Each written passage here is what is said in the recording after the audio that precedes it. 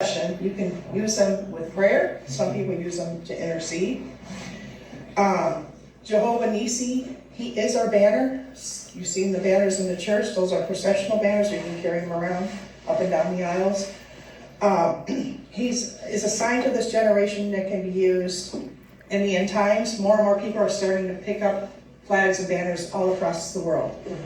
They're filling up stadiums with this type of worship. Because it's a global ministry, it's a kingdom. Whenever there's a kingdom ministry, it means it's global. Every culture, every nationality, people from all different backgrounds are coming and worshiping the King of Kings in their garments, with their instruments, with the flags, with everything. He is our banner. Song of Songs 2:4. His banner over us is love. In Psalm 60, verse 4, I'm going to look that one up. Psalm 60. Come here. Puppy. Puppy. Sleepy. My husband made me aware of this scripture one time, a while back. There are those who fear you. That doesn't mean like, oh, it's a respectful type of fear. Fear you. You have raised a banner to be unfurled against a bull. So yeah, and there's another translation that sounds better. You have set up a banner for those who fear you, and they may flee to it from the bull.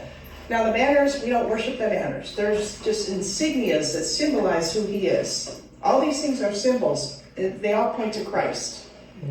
And it's so keys to successful worship tools ministry. The pastor must see the vision from God on this line to line up with the church vision and leadership. For the arts, it's God's heart for them to be embraced. That's his heart. Because he was the chief designer of this world, so he wants us to follow suit. It's God's heart for them to be accepted and embraced and received. It's an instrument to extend God's grace and mercy, cared for and respected, just as any other ministry. Such as, we care for our worship instruments, we store them in a safe place, bag, etc. This will extend their life. If the world can communicate through the arts that the enemy has desecrated, as we know that the enemy has perverted the arts, how much more shall the church use in pure and holy instruments to glorify God? We raise that standard.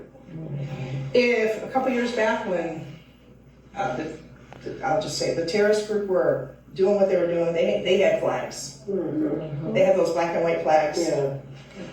How much more shall we raise the standard of the living God and what he is doing and who he is and make that declaration? How much more? What instruments, what these worship tools are not. They are not a distraction. I know that I said that before.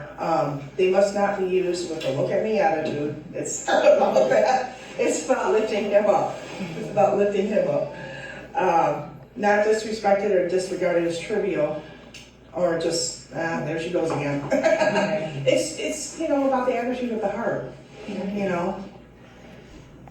They're not supposed to be used in flesh and manner worship. They're sacred tools given by revelation and scriptural foundation to worship the Lord in the beauty of holiness with.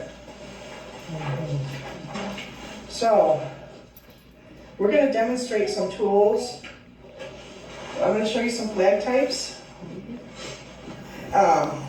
I don't have crown. I didn't bring a crown with me, but I do have. There was one out on the throne, and we actually made that one. And the one I used last night in the dance, we made that one too. Scepters, there was a scepter on the throne out there. Okay, so staffs. I'm going to show you the flags first. Okay.